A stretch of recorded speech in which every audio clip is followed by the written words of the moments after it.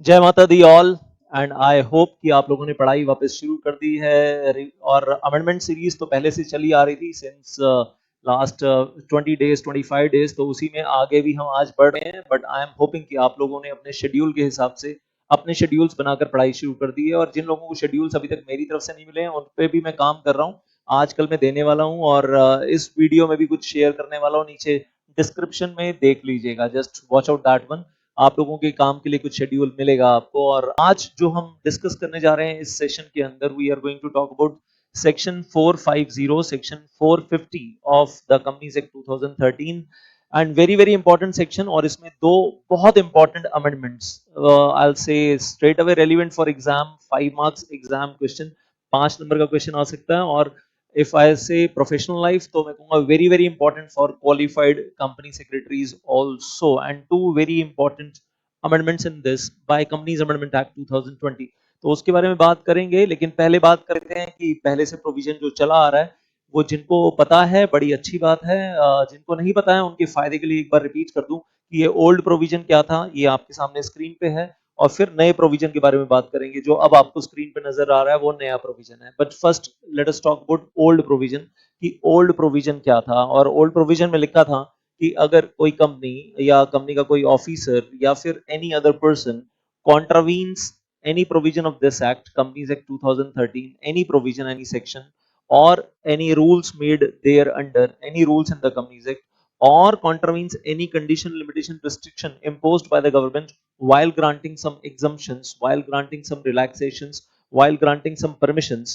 तो अगर आप ऐसा कुछ भी कॉन्ट्रावीन करते हैं तो एक्ट के अंदर कोई सेक्शन या रूल्स या कंडीशंस जो गवर्नमेंट ने इम्पोज की हुई है, और कॉन्ट्रावीन तो आप करते हैं, लेकिन उस पर्टिकुलर प्रोविजन में, उन पर्टिकुलर रूल्स में या उन पर्टिकुलर कंडीशंस में वहां कोई पनिशमेंट, कोई फाइन स्पेसिफाइड नहीं है, तो उस केस में फिर आप कौन सा फाइन पे करेंगे, कौन सी पेनल्टी। तो ओल्ड कंपनीज एक्ट, या कहना चाहिए कंपनीज एक्ट 2013 में ओल्ड प्रोविजन, ओल्ड सेक्शन 450 जो था अमेंडमेंट से पहले, उसमें तो लिखा होता फाइन है, और वो पर्टिकुलर कंपनी, वो पर्टिकुलर ऑफिसर, वो particular other person liable to fine up to rupees 10,000, and if the default is a continuing default, then further fine up to rupees 1,000। और वो 1,000 का फाइन कब तक चलता रहेगा, टिल द डिफॉल्ट कॉन्टिन्यूस। और अगर डिफॉल्ट इनफाइनाइटली कॉन्टिन्यूड रहता है तो 1,000 रुपीज पर डे का फाइन भी इनफाइनाइटली कॉन्टिन्यूड रहेगा, कंपनी के लिए भी, उस ऑफिसर के लिए भी, उस अदर पर्टिकुलर पर्सन के लिए भी। There is no upper limit, there is no upper limit, and the fine will infinitely continue till the default continues. Fine भी चलता रहेगा, सेकंड डे से 1,000 रुपीज पर डे स्टार्ट हो जाएगा।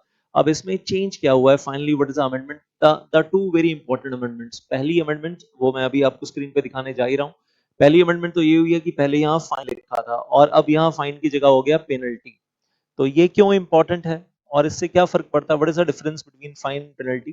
तो आप लोगों को शायद ऑलरेडी पहले से पता ही है कि पेनल्टी का मतलब आरओसी लगाता है और फाइन का मतलब वो कोर्ट में जाना पड़ता है और कोर्ट फाइन इंपोज करता है। तो पहले जो था old provision, section 450 companies amendment act 2020 से पहले, उसमें फाइन था और वो मामला फिर कोर्ट में जा रहा था, और कोर्ट में जाएंगे, अपीयर होंगे जज साहब के सामने, वहाँ क्रिमिनल कोर्ट में जाकर अपीयर होंगे फाइन देने के लिए, एंड देन वहां जाकर फाइन देना पड़ेगा। That was quite a big botheration. और अभी तो फाइन की जगह पेनल्टी हो गया, तो पहला आराम तो ये हो गया है कि अब well ROC will impose a penalty, या एडजुडिकेशन ऑफिसर जो हम बोलते हैं।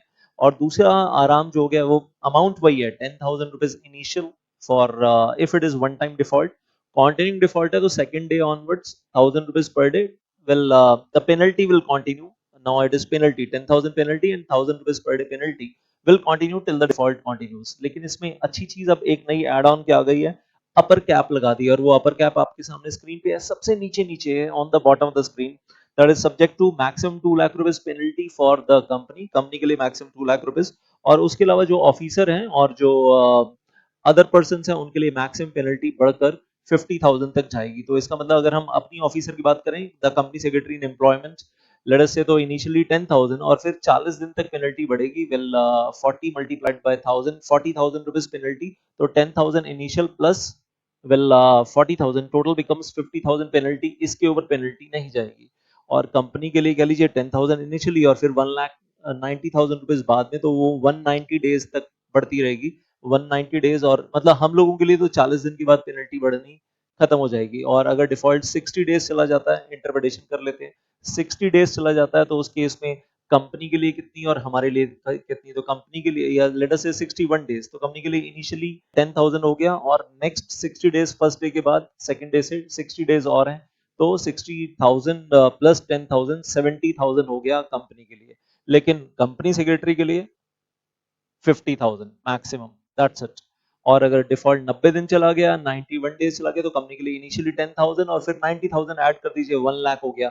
लेकिन कंपनी सेक्रेटरी के लिए 90 दिन भी डिफॉल्ट चलता रहेगा, कोई बात नहीं, maximum penalty well that is 50,000। समझ में आ गई बात आपको? तो दो इंपॉर्टेंट चेंजेस क्या हुए, पहली बात तो अमेंडमेंट से पहले सेक्शन 450 में फाइन था, कोर्ट लगाता था, अभी 450 में पेनल्टी है, and that will be imposed by ROC. और दूसरी अमेंडमेंट क्या हो गई है, अपर कैप आ गई 2 लाख रुपीस और 50,000 रुपीस। और आपके हिसाब से यह अपर कैप होनी चाहिए या नहीं होनी चाहिए? Please do share your opinion. Well I will like to see your opinion. कुछ लोग कहते हैं अपर कैप होनी चाहिए, कुछ लोग कहते हैं अपर कैप नहीं होनी चाहिए। अपर कैप का मतलब अगर रहेगी तो एक आराम रहेगा हमें खुद को कि एक लिमिट के आगे पेनल्टी नहीं बढ़ेगी, हम कितना भी उसके बाद मजे मार लें, वेल कोई दिक्कत नहीं है। और कुछ लोग कहते हैं नहीं, अपर कैप नहीं होनी चाहिए, इनफाइनाइट पेनल्टी होनी चाहिए, जैसे पहले भी इनफाइनाइट फाइन ही होता था जब तक डिफॉल्ट चलेगा। तो उससे क्या होगा कि हम लोग ज्यादा रिस्पॉन्सिबल रहेंगे, जल्दी से जल्दी डिफॉल्ट को ठीक करने की कोशिश करेंगे। और ऐसे तो लापरवाह हो जाएंगे, 50,000 ही तो देना है, 50,000 के बाद तो कोई पेनल्टी तो बढ़नी नहीं है, तो कितने भी लापरवाह हो जाओ। तो अपर कैप होनी चाहिए, यस, या नहीं होनी चाहिए, no? Please share your opinion with me. So this is how the new chart looks like. लेकिन अब एक चीज बोलूंगा यहाँ पर कि प्रोविजन देखने में ऐसा दिखता था, this is old old provision in front of you, जिसमें फाइन लिखा हुआ है in the bottom 4 lines, 10,000 rupees fine plus 1,000 rupees per day. और ये वेल ये नीचे वाली 4 लाइनें इसमें चेंज हो गई हैं, ऊपर पूरा प्रोविजन सेम है। अगर आप डायरेक्ट पढ़ने के हैबिचुअल हैं तो आपको बता दूं, ऊपर वाला पूरा प्रोविजन सेम है, नीचे की 4 लाइनें बदल गई हैं, बस फाइन की जगह क्या हो गया है, पेनल्टी हो गया। तो वो 10,000 plus 1,000 rupees per day, penalty penalty penalty now. So this is all about section 450 in this session. और मैं कहूंगा इस सेक्शन 450 को यूज कीजिएगा पूरे कंपनी लॉ में, हर चैप्टर में, हर जगह। That's the significance of this, कि किसी सेक्शन में गए और वहां पर फाइन पेनल्टी कुछ नहीं दिया हुआ, पनिशमेंट नहीं दिया हुआ, या रूल कॉन्ट्रावीन हो रहा है, दिमाग में डाउट आता है, सर यहाँ तो कुछ बताया ही नहीं है, तो कितना होगा, हाउ मच?